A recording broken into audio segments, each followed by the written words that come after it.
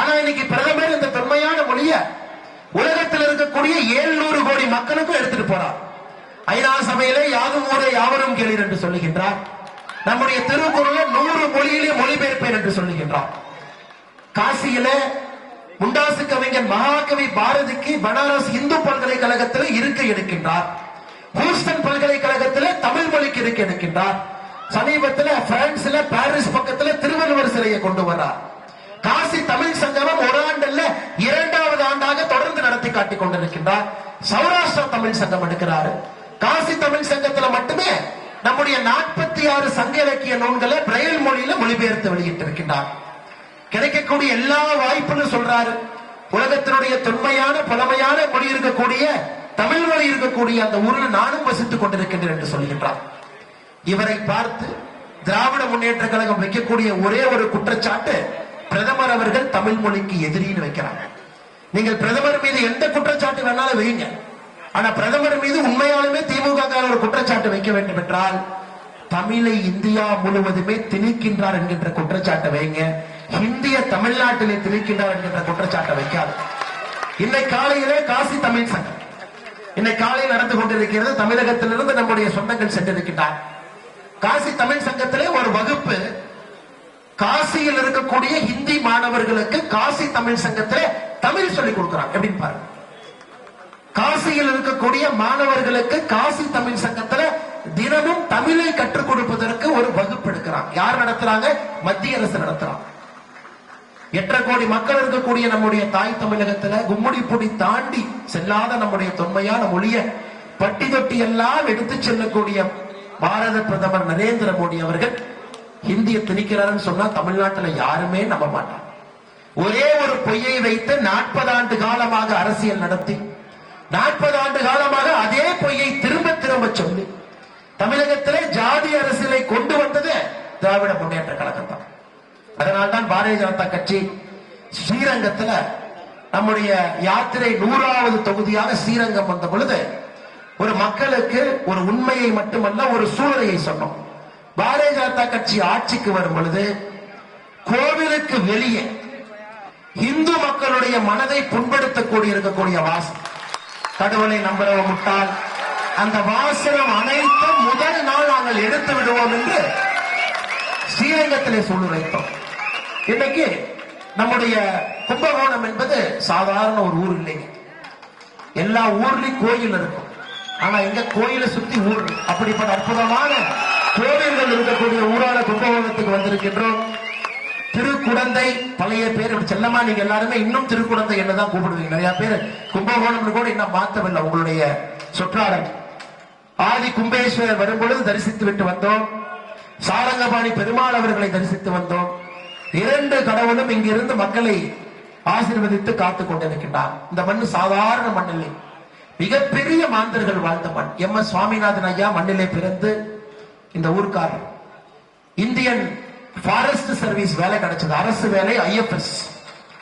அதே நேரத்தில் அவருக்கு ஸ்காண்டினேவியன் கண்ட்ரில ஒரு ஸ்காலர்ஷிப் கிடைச்சது. நார்மன் போர்லா கூட இணைந்து பணியாற்றுவதற்கு ஒரு வாய்ப்பு.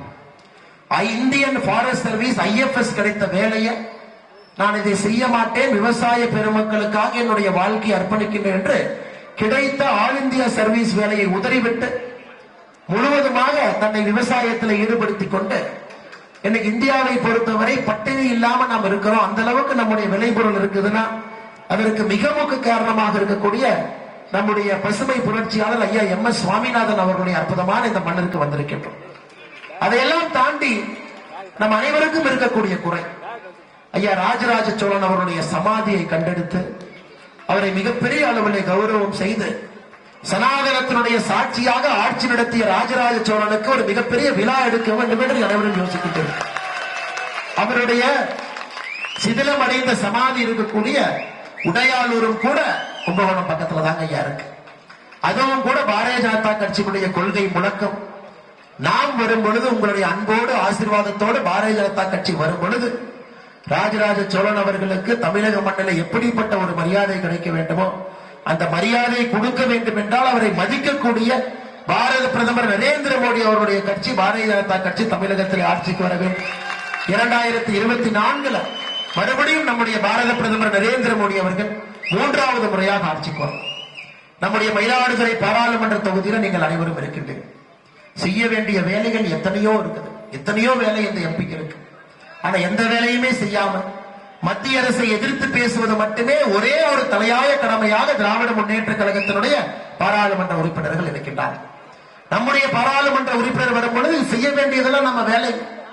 ராஜராஜ சோழன் ஐயா அவருடைய சமாதி எங்கிருக்கிறதோ அதை மறுபடியும் உலகமே திரும்பி பார்க்கும் அளவுக்கு மத்திய அரசு பேசி பணத்தை கொண்டு வந்து அதை உலகமே திரும்பி பார்க்கும் அளவுக்கு ஒரு அற்புதமான மண்டபத்தை கட்டக்கூடிய வலிமையை நீங்கள் நம்முடைய பாராளுமன்ற உறுப்பினருக்கு 2024 கொடுக்கணுங்க.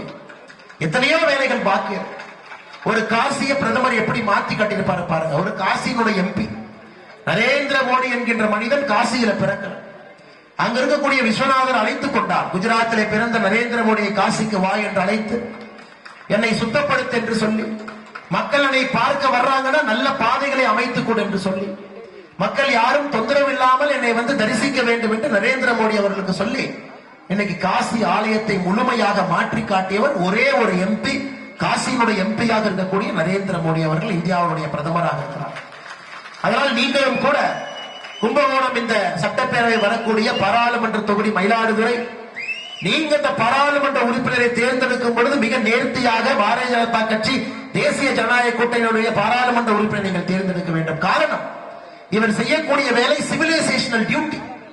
நம்ம எம்பியினுடைய வேலை எல்லாமே கலாச்சார வேலையை செய்ய வேண்டும். கிட்டத்தட்ட 70 ஆண்டுகளாக 80 ஆண்டுகளாக நாசப்படுத்தி இருக்கக்கூடிய அந்த புண்ணிய பூமியை திரும்பி கொண்டு வர வேண்டும் என்றால் முதல் முயற்சி ஒரு பாரதிய ஜனதா கட்சி தேசிய ஜனநாயக கூட்டணியுடைய பாராளுமன்ற உறுப்பினரை 2024 கொண்டு வருவது முதல் வேலை. அதை நிச்சயமாக நீங்கள் செய்வீர்கள் என்கின்ற நம்பிக்கை எனக்கு முழுசா இருக்கு. ஏன்னா அந்த அளவுக்கு எழுச்சியோடு மணி பாருங்க 10:40 எதையும் பொருட்படுத்தாம கை குழந்தையோடு நம்முடைய தாய்மார்கள், வயதான நம்முடைய பெரியோர்கள் எல்லோரும் எல்லா வேலையும் விட்டுவிட்டு இந்த யாத்திரையில பங்கெடுத்து யாத்திரையினுடைய கடைசி பகுதியில நின்று கொண்டிருக்கின்றனர். ஐயா இது மட்டும் இல்லைங்க, ராமானுஜம் ஐயா நமக்கு தெரியும், உலக புகழ்பெற்ற கணித மேதை. பள்ளி கல்லூரி இங்க படிச்சா. ஆனா ஐயாவுடைய பெயர் எங்கேயாச்சும் இருக்குன்னு பார்த்தா எங்கேயுமே இல்லைங்க. அப்படிப்பட்ட மனிதனுடைய பெயர் எங்கேயுமே. திரும்ப திரும்ப திமுக அந்த 3 பேரை மட்டும்தான் மறுபடி பஸ் ஸ்டாண்டு, மறுபடி எந்த அரசு கட்டணமா இருந்தாலும் திரும்ப திரும்ப MS சுவாமிநாதன் ஐயாவுடைய பெயரை காணாம், ராமானுஜம் ஐயாவுடைய பெயரை காணா. ஏங்க இதே ஊருக்கு 1897 பிப்ரவரி 3ஆம் தேதி வந்தார் சுவாமி விவேகானந்தர். இங்க வந்தார், ட்ரெயின்ல இருந்து இறங்கினார். அற்புதமான உலகமே வியந்து பார்க்கக்கூடிய பேச்சு, arrays awake and stop not till your goal is reached என்கிற அற்புதமான அந்த ஆங்கில வரிய இங்க இருக்கக்கூடிய அந்த அற்புதமான இடத்துல கும்பகோணத்துல பேசினார்.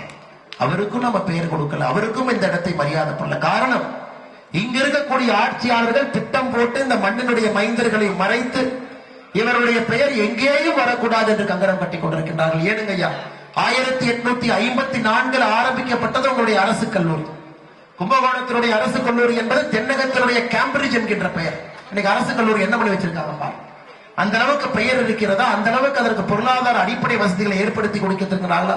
கும்பகோணத்தை பொறுத்தவரை எந்த பலம் பெருமைகளையும் கூட சுவடு இல்லாமல் அளித்தது மட்டுமே திராவிட முன்னேற்ற கழகத்தினுடைய பெருமையா இருக்குது ஐயா. அதையெல்லாம் திருப்பி எடுக்க வேண்டும், இந்த மண்ணினுடைய மைந்தர்களை கொண்டு வர வேண்டும் என்றால் நீங்கள் நிச்சயமாக பாரத பிரதமர் நரேந்திர மோடி அவர்களை ஆட்சி கட்டளை அமர்த்துவது மட்டும் நோக்கமல்ல, அவரை ஆட்சி கட்டளை அமர்த்தும் பொழுது அதே பாராளுமன்றத்தில் மயிலாடுதுறையினுடைய பாராளுமன்ற உறுப்பினரையும் அமர வைப்பது, இரண்டும் செய்தால் மட்டும்தான் மாற்றம் நடக்குங்க. இந்தியாவிலே மாற்றம் நடக்கலாம், கும்பகோணத்தில் நடக்க வேண்டும். கும்பகோணத்தில் நடக்கணுங்க ஐயா. கும்பகோணத்தில் நடத்தப்பட வேண்டும் என்றால் மயிலாடுதுறையில நம்முடைய எம்பி கிடைக்கும். அது மட்டும் இல்லைங்க ஐயா, 1980 மகாமக விழா நடக்கும் பொழுது ஒரு சரித்திரம் இங்க பார்க்கணும். 1980 நடத்தப்பட்ட ஒரு மகாமக விழாவில் கூட திமுகவினுடைய ஆட்சி தமிழகத்தில் இருந்தது கிடையாது. ஆண்டவனை முடிவு செஞ்சுட்டாரு. 1980 நடத்தப்படக்கூடிய மகாமக விழாவில் ஒரு முறை கூட திமுக